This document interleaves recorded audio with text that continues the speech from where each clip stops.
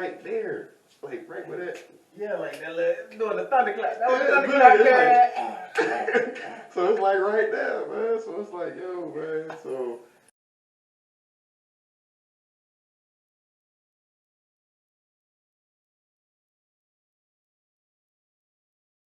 What's good, everybody? It's your boy James J, and you are now watching your favorite podcast, Talking Shit About Shit, man. We have a very special guest in the building today, my man, VZion. How you doing today, bro? You good? Good, you, man. How you doing? Man? I'm great, bro. I am so great. So what's going on, man? What you been up to? Well, you know, we all been in this isolation mode, this quarantine thing. So recently, me and the family just moved to a new location. So I know you've seen the IG. We've been doing mostly just promo, working on promoting our project that we got out, and other artists that we network with and we work with, that we vibe with, promoting on some of their stuff too. So right now, we cooking in the background. Okay.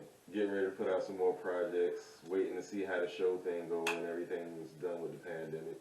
Ain't nothing wrong with that. Trying to stay safe. Ain't nothing wrong with that. Shoot, man. So you got anything upcoming, like in the next couple months? Just like, just something just to tease the people? See, we thought about dropping some singles. Just a couple. But, Prophecy, who's in the building, shout out to my brother. Hot Wheels, shout out to him. My team knows, even the Maryland team knows, like, we don't really do singles. Mm-hmm. You want to do like that whole project thing? Yeah, like, we just like... give a full body of work. Yeah, we just like... Yeah. We just like, we on that Beyonce, Jay-Z shit. Like, hey, I hope you fuck with it. Hey, you fuck with it. All right, man. So we're going to go ahead and get into our first segment. You ready? I'm ready. Woo! Y'all know this is my favorite segment. It's called The Drink of the Week. Ba ba ba ba ba ba ba. I like this shit. Oh, man. Man, we got a very special drink today. It's something of it was a version of the sour apple pucker, but I decided to call it a mother pucker. I was just going with it. Okay, we got the glasses right here. They have already been washed. The table has been sanitized with it. So we good. Stay safe, y'all. Stay safe. Alrighty. Had to keep it in a little jar, I had to split them up. I got a couple of them made just in case this one don't taste good. Hold up, alright. This one is a mix of sour apple mix, ginger ale, a dash of lemon juice, and some white rum. I just wanted to see where we was going to go with this one. So we going to tap up? Yes, sir. Boy, this tastes like champagne. Which is a song I got out, by the way. Plug, we got to. I got that song out for real now. Champagne, man. Pop bottles.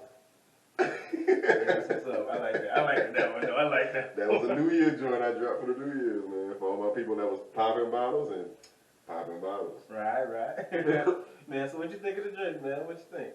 Boy, I'm about to put this down. This tastes like truth serum, man. This tastes like he trying to get you open and ask you some questions you normally wouldn't ask. No, I would never. Me? No. Oh, man.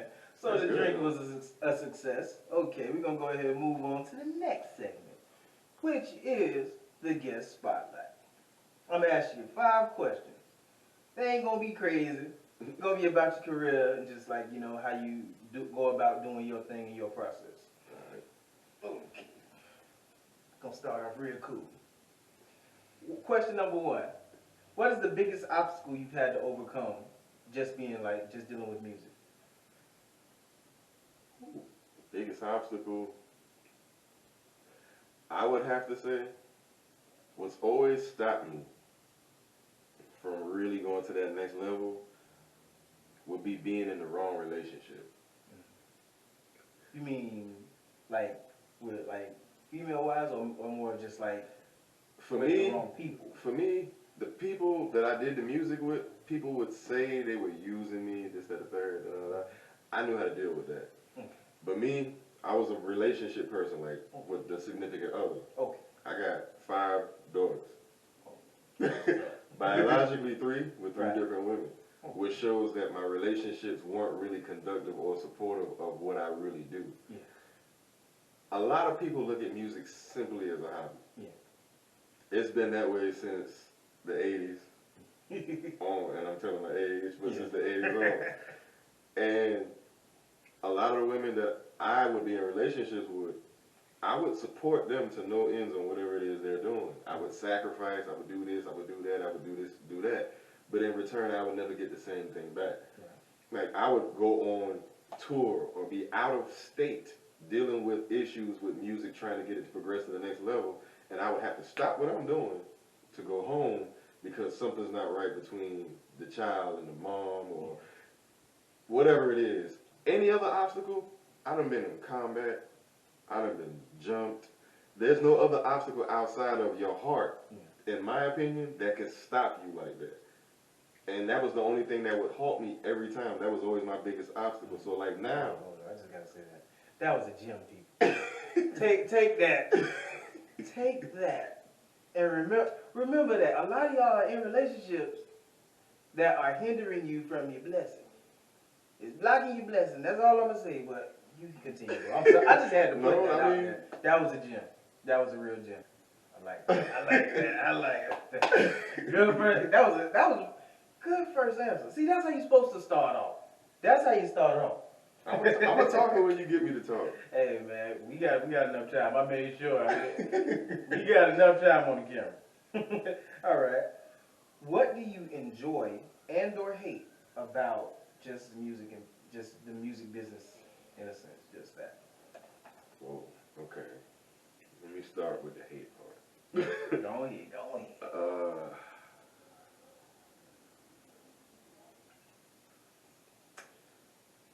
I would have to say, it's kind of hard. The ease that they're moving bullshit music out. Like, I hate that. Like how easy it is for them to just put some bullshit out and make it a hit. Like, how are you making this a hit? Because one thing I learned when I was in school, I'm not going to say where I went to school at, but what I learned was that certain labels have a certain budget to buy a certain amount of certain artists' music that get put out. Right. So when they reach these statuses like gold, platinum, diamond. For example, let's go to this part. During Obama's term, we were in a mild recession.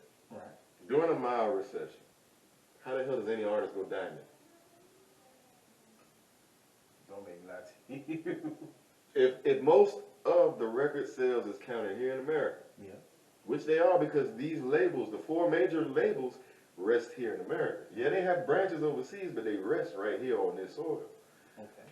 So during a recession, when nobody's really purchasing, even like right now, what we're going through, how are you going diamond? These labels have a certain budget to buy either streams or buy album sales of those artists. Now, I probably never ever say this again.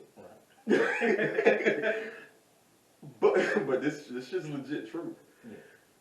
How the hell are you able to go diamond and platinum? Platinum and diamond are like the highest you can go. Yeah. How do you go that during a recession? When nobody's working, when people are losing jobs, and when unemployment is at its highest. And it's higher now than it was then. So how the hell is anybody selling right now? There's not that many rich people on the planet. The only way you can actually sell that much, well, now you're not really selling that much. Now, if you say streams, like you do have streams, because streaming is free. You can go in there, you listen to the song or the songs on a playlist, and all they got to do is listen to at least 35 to 40 seconds, and it counts as a stream. Yeah. And it counts as a stream. But the sales is like, how are you selling right now? How is this artist that nobody ever heard of going platinum? think about. So No, that's real. that's one thing I hate about the industry is like the manipulation, the underhandedness, the shystiness. Like it was always a fucked up industry since God knows when. Since they've been taking music from black people. Yeah. And that's been since like the 40s, 50s. Yes, it's been that long. Rock and roll ain't who they say made. So let's just take a sip to that one. I'm gonna sip my green Hulk juice. This motherfucker. You motherfuckers ain't made that music. You motherfuckers. So that's what I gotta say I hate. Other than that, it's easy to be like, oh man, the mumble rappers. I feel music has a lane for everybody. And this is where I get into the part that I enjoy. Music became more of a way for me to express a dormant side that was trying to get out that I was keeping sheltered in. Like that street side, the stuff I would see. Then I had my little moments. I engaged in little things. I ain't gonna say what I did. Because I always did things myself. I ain't never had a team. No telling. Moving silence. So, you know, I had my things I did, but music just became a way for me to just, like, I studied Pac's story and how Pac was, I wasn't bad at street activity. I was good at it. That's why I never got caught, but he was bad at it. Yeah. So I remember the interview because, you know, Pac was bad at it. So them dudes in the street were like, man, you got a thing with this rap thing, man. So they paid for his studio time. Yeah. They put money in his pocket to keep Pac from fucking up. That's why people know who Pac is. Because Pac tried to fuck up. Yeah. He was out there in the street. He was trying to live that life. Yeah. But they was like, yo, you really gifted with this music thing. So they looked out for him. And in a way, I kind of had people who did the same for me. They may not have gave me money, but they had home studios or something. Hey, man, come fuck with me, man. Come vibe with me. Come do this and this. So all of that and basketball. That's how I got this injury. Right. I blew my second Achilles. But music and basketball kept me from a lot of bad in my life. And with my relationships that I spoke on not being supportive, it was also how I got my feelings out to that significant other. Because I had a problem expressing my feelings to family, to a woman I'm in a relationship with, even to my children.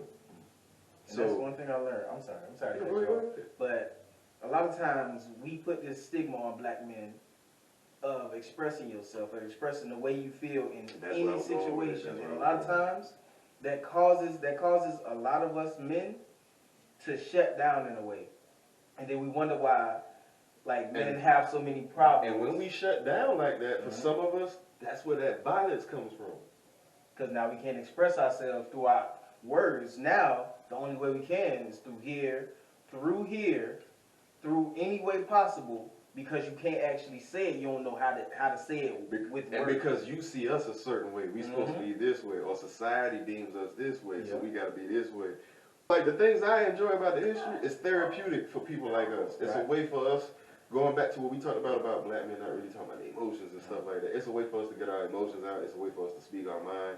It's not necessarily the freedom of speech thing, but it's more so being free to speak.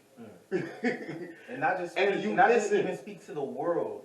First, speak to your family. Speak to yourself. And really speaking to ourselves. Because when I did the music, I did it for me. When my brother was doing his, he did it for him. Same with my other brother. When he was in jail writing, that was for him. He wasn't writing to become a superstar when he got out of prison. He was writing to keep his sanity. When I was in combative situations and I was over there in Germany, writing kept my sanity. It kept me in touch with who I really am, because who I was a writer. Before all of this, I started writing poetry. Like at the age of 12, I was a poet. We started off singing, like I told you before, in church, and that was before that. So I went from a singer to a poet, then to a lyricist. It's just predominantly over the years, rap, which is rhythm and poetry, became my way to get my poetry out. And a way to express my feelings and say what I felt I needed to say, whether anybody wanted to hear it or not. So it's hard for me to sit and be like, yo, I do this for my fans. I can't lie to my fans. I appreciate my fans. I love all of y'all. But I don't do this for you. I'm going to be that one artist that's going to be honest with you. I'm doing this to keep my own sanity. I do this for me. I do this for my kids. Because when I die, where did I leave my kids?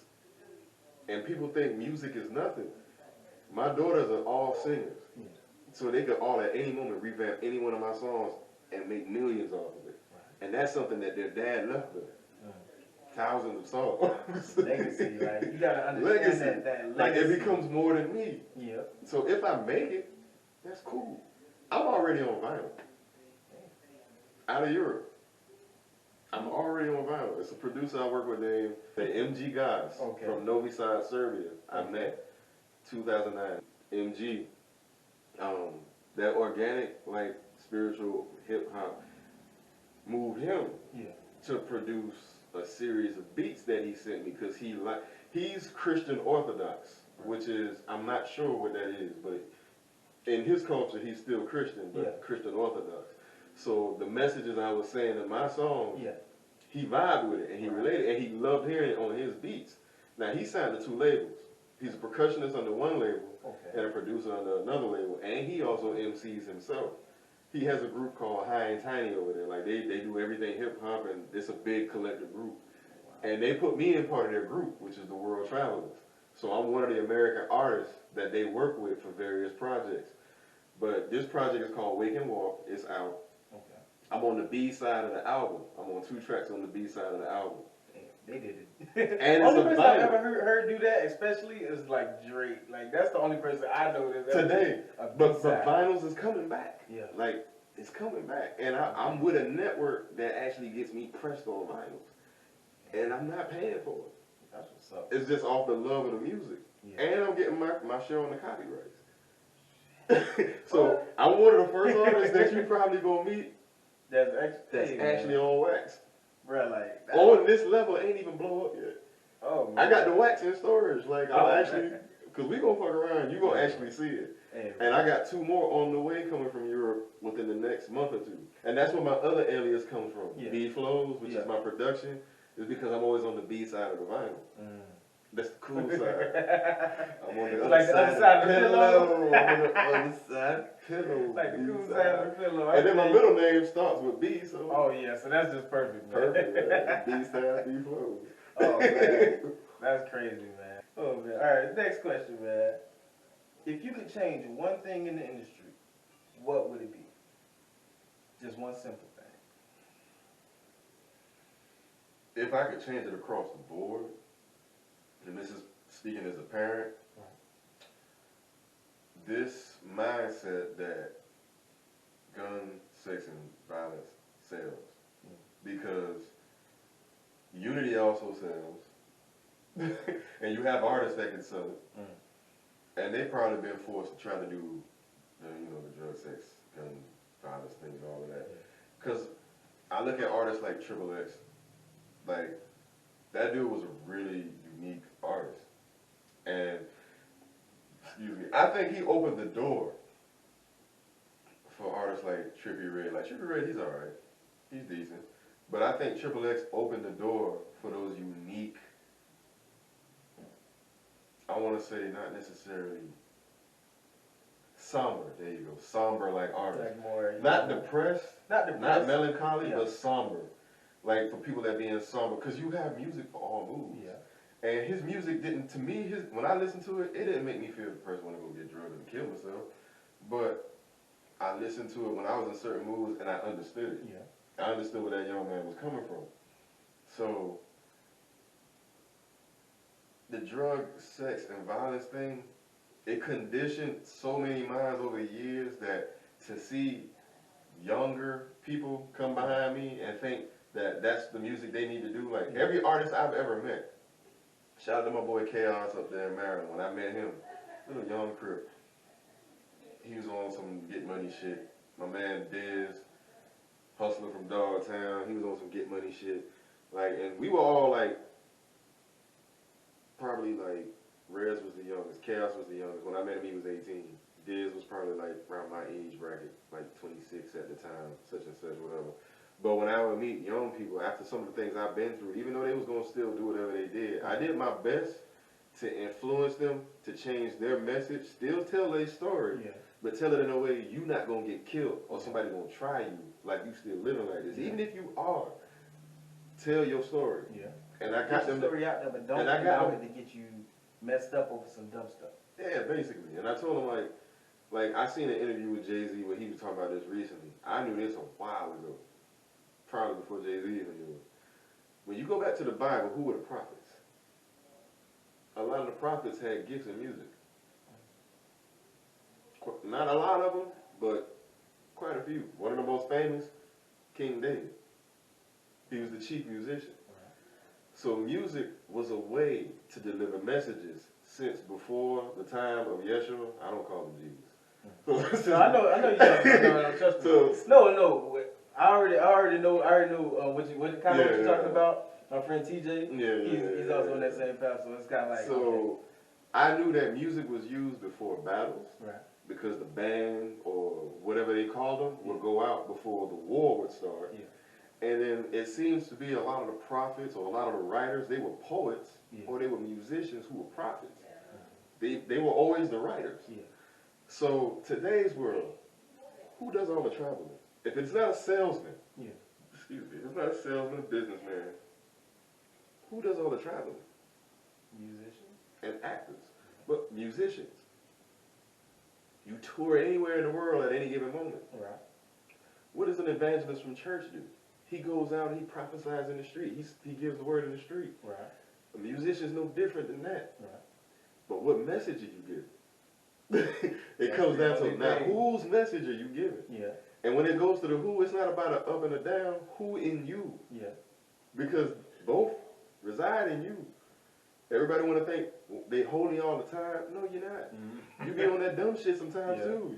That switch flips. Yeah. So they both coincide in your being. Yeah. It's just who's more dominant, because that determines the message you give. Yeah. So that's what I would change. Yeah. Is like today the image that we get as rappers, lyricists, is basura. Yeah. It's just Straight ass. trash. It's ass, right? Where's the state of hip hop culture in your mind? Is hip hop dead or alive to you? It's alive. I think people say it's dead because people still live in nostalgia. People still want it to be like a certain era, but nothing ever stays the same. As long as the world spins, we get older. Times keep changing, years keep passing, such and such, such and such. So, no, it's not dead. It's just that with the rise of technology, not even technology, the rise of social media made the bullshit easily accessible. So, no, it did. That's a good way to put it. For example, when I go post in my story mode, right, before I even put in BBH Crew or anything that we do or anybody I fuck with do, before I put their name in to try to put a song to the video, I look at the options of the songs that's up there. And it is some horrible options. There's no good taste of music up there as options to put right off the break at default. Except maybe Drake. I don't see no Sade. I don't see no Common.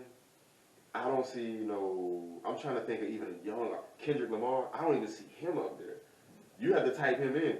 I'll see Little Baby. I see, and it's no disrespect to these guys, but I can't listen to a cat named Little Baby or Young this or what the fuck kind of name is that?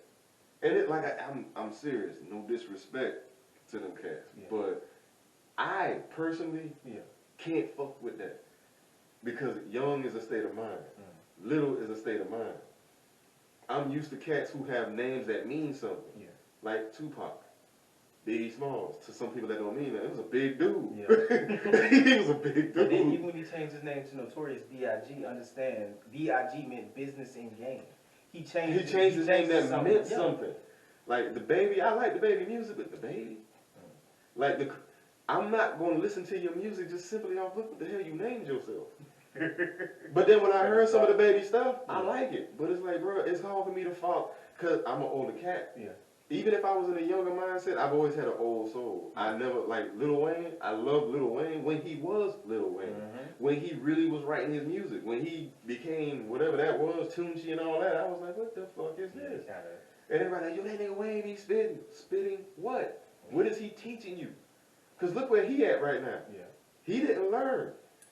He didn't cover his ass with his royalties. He is on the immediate, like... And that dude is talented, but all that music he made that y'all say he was the greatest rapper in the world so many years back, he ain't eating off none of that. I was like, so in the end, what you call yourself?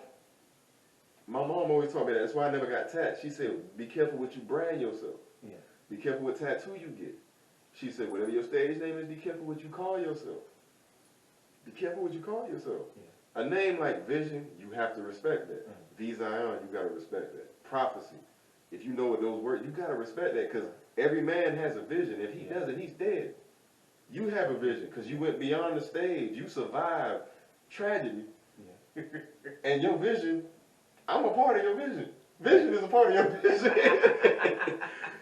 All right. We're going to leave the government stuff. All right. This is a question I like to ask people because I like to see where they will place themselves. All right. What era would you place your music in? 90s. 90s? Just got any explanation behind it? You just like the 90s. Alright. Okay. I'm 90s, man. To me, 90s was the most inspirational era of music for African Americans. Yeah. All cultures, but especially for us. Yeah. 80s, we started showing a glimpse. Yeah. 70s, more like we started showing a glimpse. 80s, we started showing because that's when Cosby came. Yeah. And Cosby started, what I liked about his show, Thelonious Monk, all of the famous old jazz music. Yeah. Gregory Hines, that used to do the tap. All of these people came on that show. So you got the first look into black African American culture with media through his show.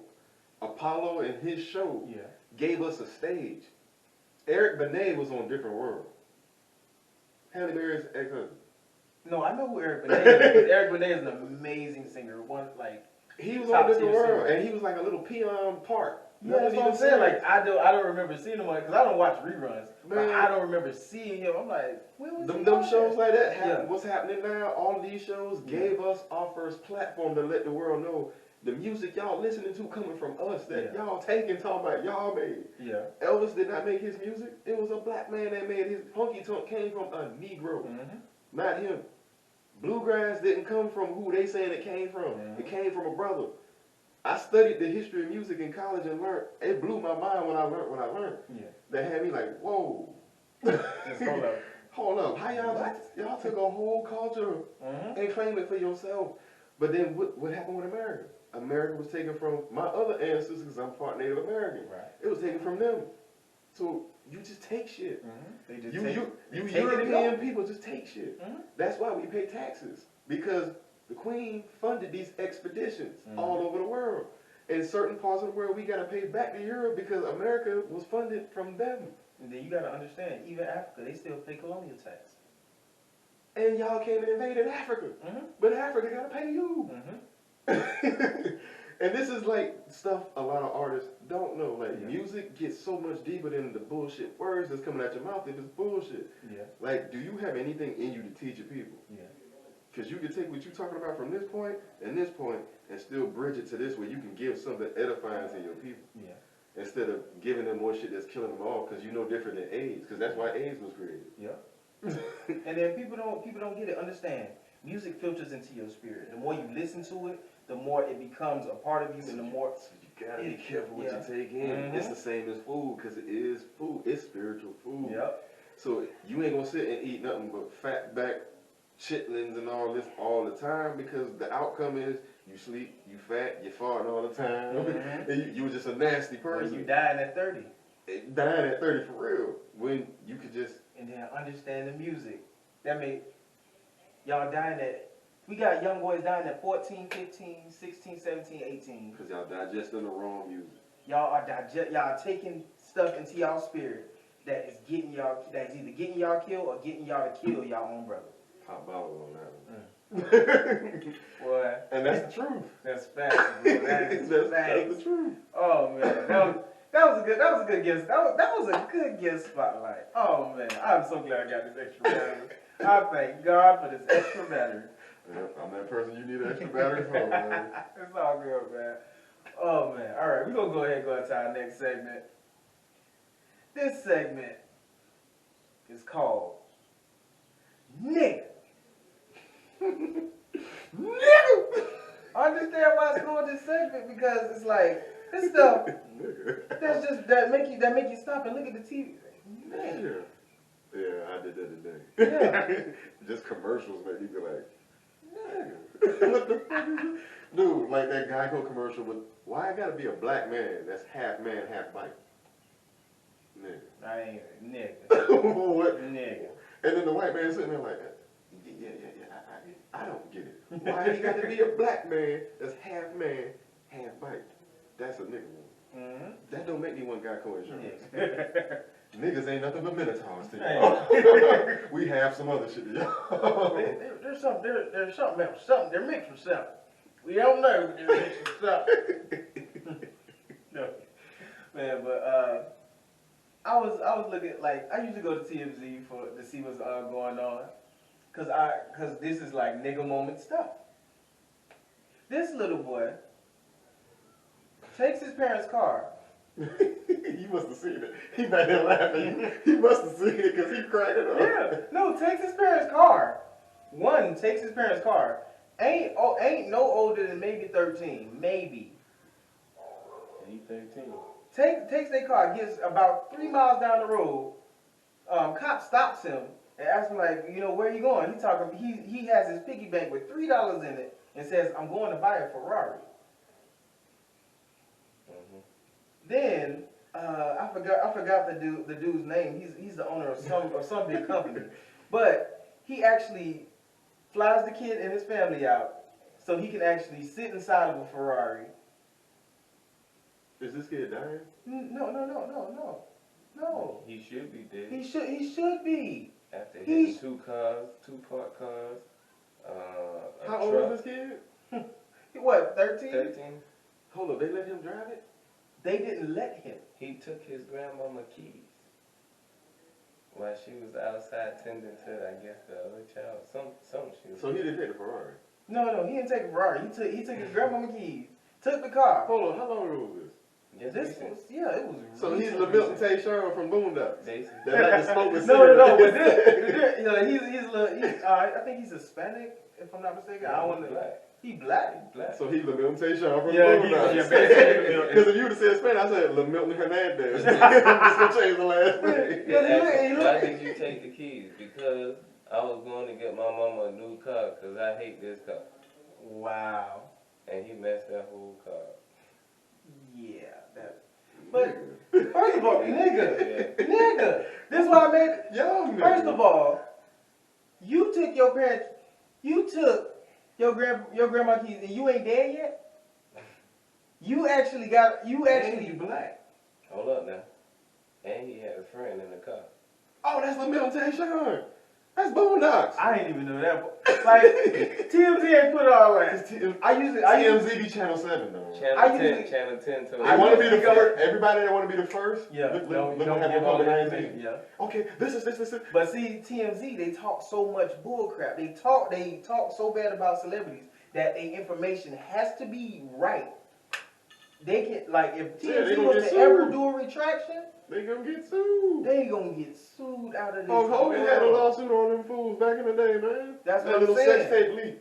That's what I'm saying. TMZ information got to be on point because all the And that's a stuff lot of money they they gonna get hit with in a lawsuit. They coming at They coming at you. because they know they got the money. They coming at the neck for them fools. Mm-hmm. So that's why I go to TMZ and like I didn't even get all that information. Thank you, brother. But first of all, why this little boy ain't dead? Or at least a little one. Yeah, like no, your grandma ain't kidding. I'm thinking that's what's gonna happen. Cause they say you was a little black child. I'm surprised that your parents even allowed you to get on the airplane without throwing you off it. Hold up, so this happened after he did that? Yes. I wouldn't even. That's a Hold on. That no. That's Cause a you ain't even hit the best part of it. So he did the dumb shit. Yep. And the reward is to get his mama a car? Is that what I'm hearing? Or grandma a car? Hold up. No, Because understand. you telling me he got on a plane after Yeah, the because this businessman flew him to, I guess, his private estate or something, if I'm not mistaken. Yeah. And he flew to his private estate, him and his family, and let him sit in a Ferrari, rev the engine, in a Hummer, rev the engine, like stuff like that. They ain't getting him a car. Did it? What? No, I don't think he gave him a car, but just like let him do it. It's just like, okay, you get flown on a plane, and then you get to sit like. What? like where? Do you know where that money could have went? Mm-hmm. You know that? Do you know how much gas that it took to fill that plane for that trip? That gas ain't cheap. Do you know how many? Hold on, but this all happened get? after he wrecked his grandmama gun? Yeah. This man was The white man flew the out, but that was some racist thing I'm to say, but I no, real talk. The white man flew him out because he's like, oh, little guy wants a Ferrari. But it's like, come on. And then at that, first of all, you got to meet Jamie Foxx. Little boy, I don't like you. I don't. Jamie Foxx is one of. What? He got to meet Jamie Foxx. Oh, hold on. And all this behind him wrecking his grandmama car? Yeah. Because the officer pulled him over, and it's just I'm a little mad because he got that ain't gonna happen in Miami. that's what little black kid wrecked their grandma's car. I gotta drink some more of that one. Yeah. What little black kid do that and get rewarded for it and don't have a black eye on none of the pictures? The one that live in the suburbs. Yeah, got to be. You gotta be. It's got to be. You can't be from the city. Down here, you ain't gonna make it that far without getting hit. What? You ain't gonna make it past sunrise without getting in an accident. Yeah, you ain't gonna make it at the goddamn driveway. Hey, you backing up. Jesus Christ. That's nigga for real. Hmm? He backed up, riding down the suburban road, heading somewhere. That's really what happened? Yeah. And don't worry about it. There's a purpose on your life. There is a purpose. Because nobody in that house killed you. Mm-hmm. Yeah. And with my family, it's like they kind of jump you. Like you do some crazy stuff, and they kind of like the whole family gonna know about it. And then at some point, Yeah, that's how it goes. That's how it's supposed to go. It's a delegation of you assholes. don't That's your favorite know word, when delegation. you know when the rest of it. No, you already got this ass, but another one's coming from somewhere. You just don't know when or where. At some point. And yet you got to get on a plane and go rev a Ferrari engine for real. I don't know. Well, I'm sorry. Just know that the insurance didn't cover her car. And that's your fault. Nigga. Nigga. What in the world? This great segment, but we're gonna go into our last segment. Nigga usually kind of brings us down, but this segment is to give us an uplift, if you will. It gives us a little spiritual aspect. You know you need it. We ain't going there. Yeah. I hope. But I can't be dealing with this man, bro. We're gonna have so much fun, bro. I can already see it. But this segment is called Testimony Time. Oh, man, that's dope. Yeah. It's a time where we just giving thanks to God about a situation He brought us through.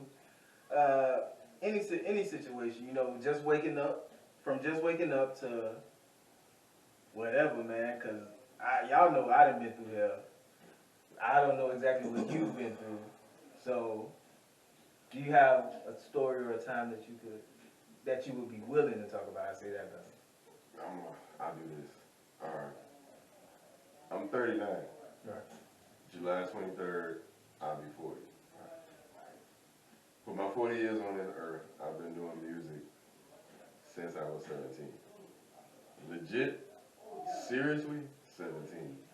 But before then, it goes to like the age of 10. Like I told you, singing in the church with my mom and stuff like that. Right. So, for a good 30 years of my life, I've been doing music. It has gotten me through 9/11. It has gotten me through those times in the service, following orders, because I was not one to follow orders. I'm one of the people that live by my own code. I do my own thing. Excuse me. So, being in the military humbled me because I was forced to do what somebody tells me to do, and there's a punishment for me not doing it. So it changed my mind state in a lot of ways. But music helped me to adjust to that change because that's not an easy change. I had an authority complex. So to successfully do my time in the service, successfully finish 9/11 without anything that could have really happened to me from me being really who I am and letting them break me to rebuild me to helped me understand I can't be this person because this person can't achieve the greatest in the world that he could achieve. I'm thankful for that process, but music helped me get through that because it wasn't easy to deal with being bipolar and ADHD, and I didn't get diagnosed with that stuff until I was in the military. That's when I thank God that I've been able to keep my spirit, I've been able to keep my sanity, and this music helped me to be an influence I didn't know I could be, and for a positive note at that. So, and it helped me meet people like you that's doing this, you know. Thank you, man. Thank you. I think you just being on here, bro. Like, that's just awesome, bro. Cause it's like most people, like, cause I done had so many people, literally today, like, it's not that they like cancel, but it's just like the fact, like, a lot of people they be like, oh yeah, bro, you know, I want to be on the show, blah blah blah, and I'm like, bro, like, come on, like, I want you on the show. I love your energy, blah blah blah, this that and that, and then they don't show up, and it's kind of like it. Like at one point, it just kind of felt like I wanted to quit. No, don't quit. I really know. And it was at one point where I was really like, man, fuck off. Dude, my podcast, when I first started doing it, and I didn't even get to put it out public as I wanted, because I was in another relationship that was just off the chain. The shit was fucked up.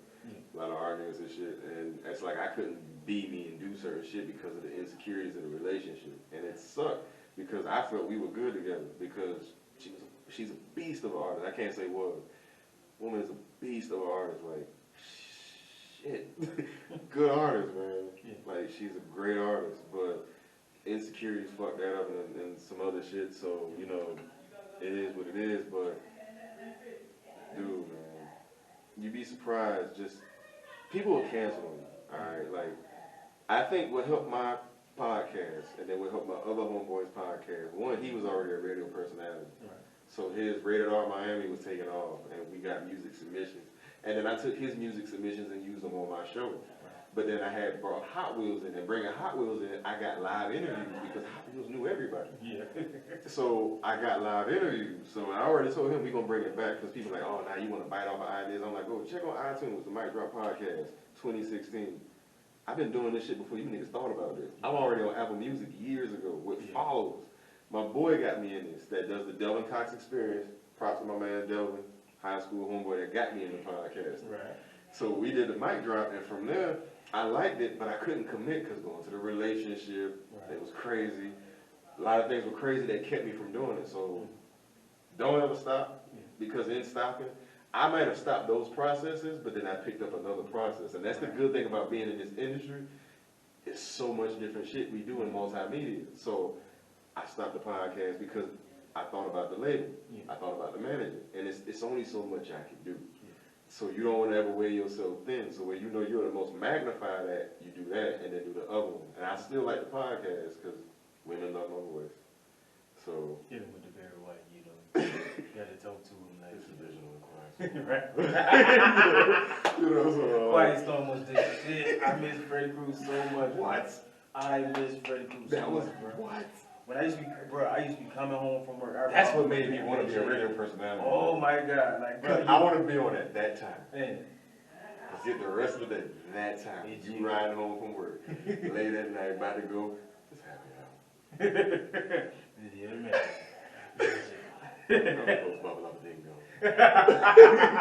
You know, stuff like that. So don't stop. Don't stop. And people will cancel until they see, oh, now you doing it, and now you charging. Oh man, I can't get it for free. Like when I started telling people I'm charging, that's when people want to get funny, and it's like, okay. Now they see it coast to coast. Yo, y'all boys in the second round for the 50K.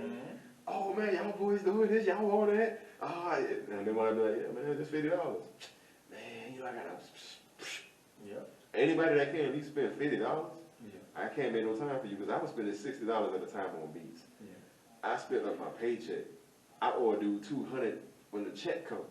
As soon as I get paid, I gotta get it through $200, and I'm doing it faithfully because that's how much I believe in what I'm doing. That's how much I love what I'm doing. And that's what kills me with today. Nobody has that love. Everybody. Then I can go online and get a beat for $20. I was like, that same beat you got for $20. 19,000 other people got that same beat for $20. Same exact beat. I got the beat you got, and I killed it. And I got it without the tag, and I killed it. And that's when you just buy a beat, you can just get a beat from me for $100. I ain't even trying to bust your chops. But now if it take me a week to make the beat, bro, you gonna spend at least $200 or more. And if you can't respect that, yo, Fuck out of here, man. That's all you gotta do. I don't have a problem turning down money, man, because that money gonna come somewhere else. Ain't it, bro? So One thing I know, money can be lost and money can be made. Whatever you what lose that dude today, Kid Mike you say, can make every tomorrow. time I spend it, come right back. Every time, Kid Mike, I love that song, yo. That's a dope ass song. Every time I spend it, get it right back. Every time I spend it, get it right back. And he got a vibe with that shit. That shit make you be like, and he got that smile he be doing when he do that shit. Like, yeah, I like that song. Every time I spend it. And what he's saying is every time he spends it in the right direction, he gonna get it right back. Yeah. You spend it in the wrong direction, that shit ain't gonna come back. But if you spend it in the right direction, it come back. You gonna spend it on them work boots for that job, or you gonna spend it on your craft? You wanna keep doing that job, or you wanna do your craft? Yeah. Certain risks you gotta take. So that's my testimony. That's what's up, man. Well, this has been an amazing episode. A long one. Oh, man, I don't get. I got memory. We got memory. Why? We got the new memory. We got the old one just in case. So just in case, if I want to add another 30 minutes, I will. And that's the beauty about doing your own show. Like people's like, yo, how you got a 2-hour podcast? And then I had segments. Yeah. Because if you want to have somebody's attention span, you gotta break it into segments. You can't just sit there, hey, let's do a show. Nigga just talk. So what are we gonna talk about? You didn't write that shit down? So man, so props to my man James J. Official, man. Thank you so much for having me. Thank you so much for coming on, bro. I know I had to ask the shit a little short notice. I'm sorry, y'all. No, but it was cool, man. Cause like you see the boot, man. What am I doing? Right. I'm recovering, man. So. Hey, boy, I feel you. That recovery be real. Trust me. Tell me, man. Oh man. But like I said, man, that was another episode of Talking Shit About Shit. And we are out.